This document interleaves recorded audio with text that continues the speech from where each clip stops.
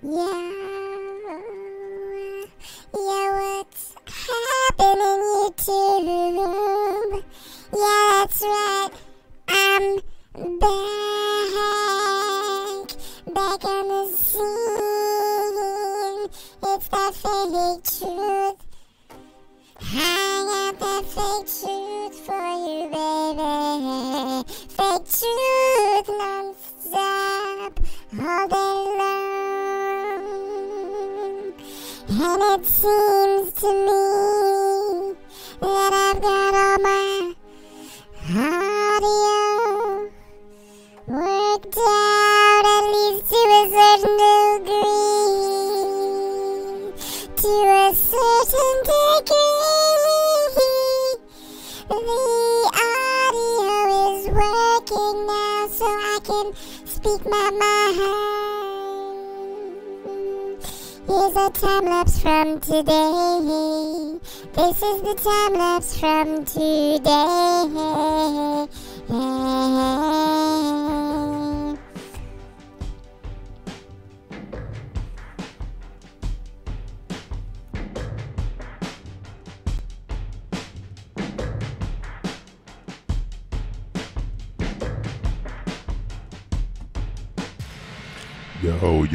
Yo, what is happening? Fake Truth here. It is the 13th. It just happened, 13th. Starting a little late, right? But that was sort of the idea. If I would start at 12:12, that would, sort of gematria into 33, which is, some sort of good luck Illuminati thing. If you're into numerology or gematria in any way, then, I've been trying to set stuff up in threes.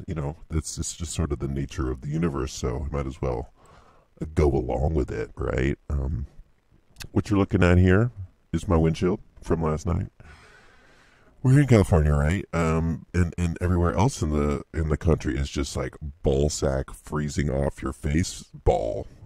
Just utter disaster zone. So people are just having a really tough time, losing all their electricity, snowed in, cutting off, from supplies, and just generally having a really bad time. And apparently there's a big storm coming here towards the West Coast. I guess tomorrow. It's supposed to start raining tonight. I mean, we'll see what happens here in LA, but it's supposed to be, it's crushing the whole country, and there's a new front coming in towards the West Coast. So I don't know. Grants all the minimum much. This may have something to do with something that is real there, if you know what I mean. So dealing with that, let's move on to some news. Check out this. Planned would cost too much and respectfully take too long. There's been too little oversight and not enough transparency. Right now, there simply isn't a path to get from Sacramento to San Diego, let alone from San Francisco to LA. I wish there were.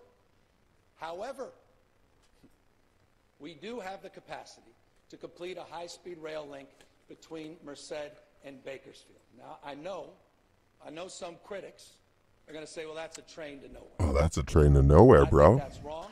That's a train to nowhere. That's offensive. The people of the I'm saying it. That's a train to nowhere. Worst air pollution in America. He wants a train to nowhere. So obviously, Gavin Newsom. It's interesting to see this guy in his natural habitat. I haven't really seen him talk a whole lot. But if we sort of zoom in, you could see his fake face and his fake sort of smile and his fake just general everything. Right? This whole thing just feels crazy rehearsed. Ugh. And so the name of the story is, you're right, they're canceling this whole rail plan, but not after they spent $77 billion. That's billion with a B. They spent $77 billion, and just for sort of, I guess, playing around in the dirt. They didn't really have a plan. They didn't really know what they were going to do. And it just ballooned in cost, and I guess regulations. I don't know all the details, but right, $77 billion just sort of not evaporated, but wasted, just spent it the wrong way. And that's money that went into people's pockets, right? This isn't just evaporation money. It was them building stuff. It was contracts, all that kind of, money changing hands basically. So that's it. That's $77 billion spent into somebody's pocket, which is just an insanity amount of money for something just to, right? Like a hobby, like a little side project. I mean, it didn't work out. Yeah, no, I threw some money at it. But it just didn't. It's just, I'm gonna cut my losses and move on to something else, right? This isn't just some weekend hobby thing. This was $77 billion. So, however that makes you feel, I don't know what the truth is here, but it certainly isn't what's coming out of his mouth. I'll tell you that. And I think that's offensive. The people of the Central It's Valley a train to nowhere. suffer the worst air pollution in America and have some of the longest commutes in this state. And they have suffered too many years of neglect from policymakers, respectfully, here in Sacramento. They deserve better. And the high-speed rail project can be part of that. Yeah. So they're continuing on, but they're building this sort of nowhere land track, and nobody really cares. So moving on. Mountain lion, they found the cougar in their garage. Welcome back, I'm Ellen Leva. Now, David Ono, it's an experience that family won't soon forget. The mountain lion got into the garage last night, and they had to wait for help. Inland Empire reporter Leticia Juarez spoke to them today. When we looked under there was a mountain lion. Sean Eichel was standing just a few inches away when he and his wife encountered this mountain lion nestled up against their dryer. We've been doing our laundry and we had to go and check on the dryer. We cleaned the lint trap out. We checked on the clothes, started the clothes, and we noticed my dogs. They were on the ground kind of whimpering. That's when they noticed this female cougar casually staring back at them. Eichel says at first he thought... Yeah, no, the rest of the talking is pretty boring. Yeah, so right, this is pretty nuts because just in general, shit is going wrong, weird things happening. This cougar was in this guy's house, I guess. Yeah, Lucerne Valley. It's pretty far up there.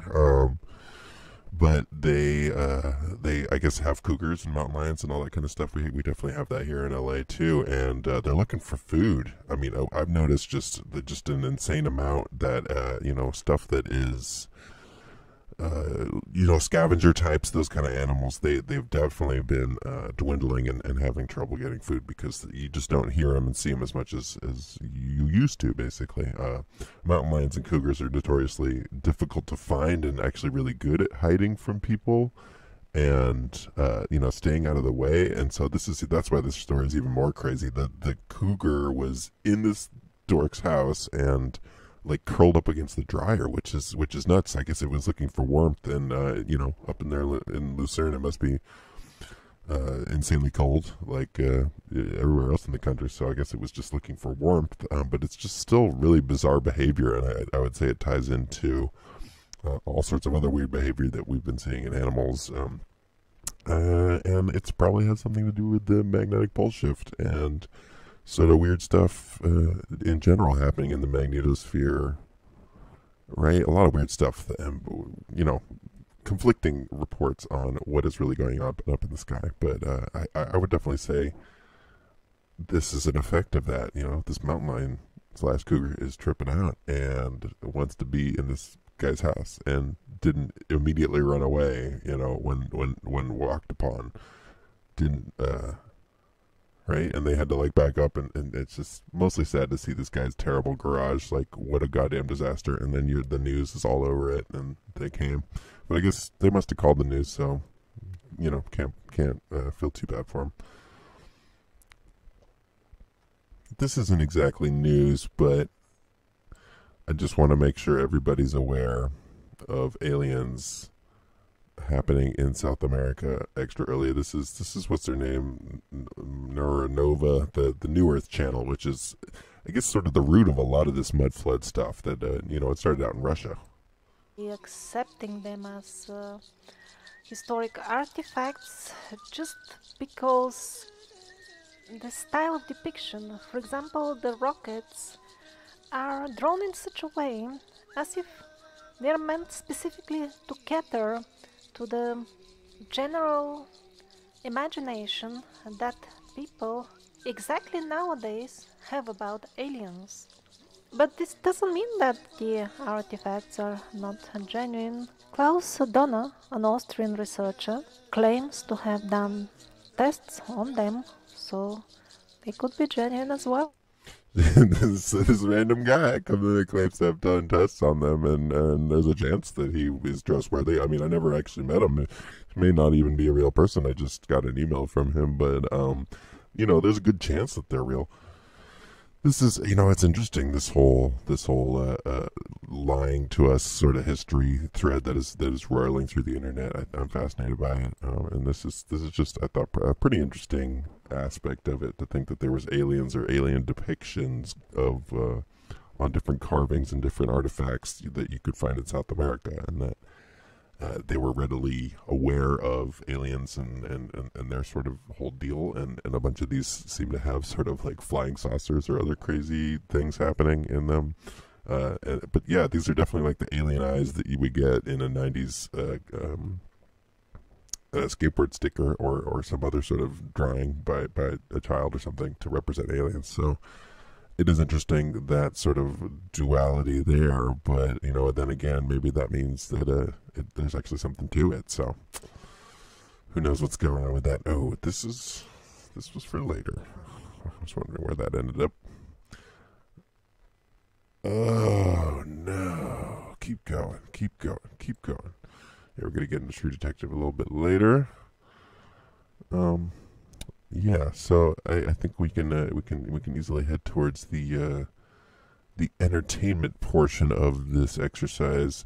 But what I'm going to do is, you know, since we're showing clips, they seem to be okay with showing the images, but the audio just really throws it off. So I'm going to give a shot of switching over my system here so I can hear the audio, but you cannot, and therefore I can sort of you know, see what they're saying, and then we can talk about it, because that is key to analyzing anything here on TV, is actually getting the audio. But it doesn't seem to be possible to play it outright, especially for any sort of prolonged period. So hold on one second.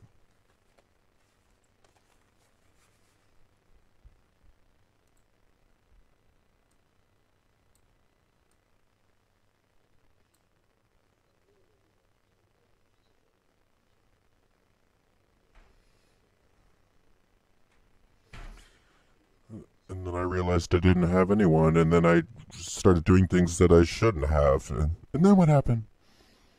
Well, then I met you. And I believe in you. And then I started to believe in myself.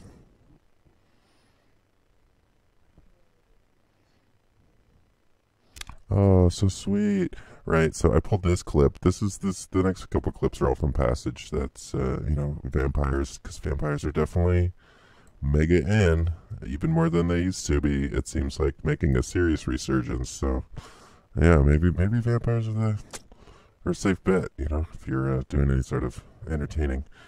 But this is just, you know, in the endless sort of stream of hinted at pedophilia and strange sort of differing, or, you know, just new types of relationships that we should consider as real. This whole show sort of centers around this kid and the agent, who he sort of blows up his life to save the kid, because he lost a kid, and, you know, his own kid, so he feels bad and tries to save this kid. But it, you know, they spend so much time together that it starts to seem to develop into something more, and just gets very emotional. And yeah, some of the words in here,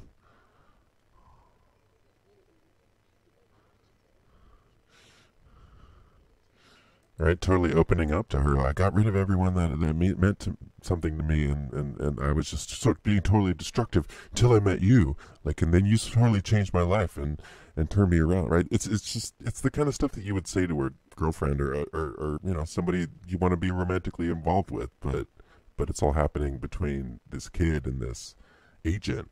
So, you know, is that normalizing the whole thing? I'm not sure, but this is just an example of many examples of the same sort of portrayal. Ah!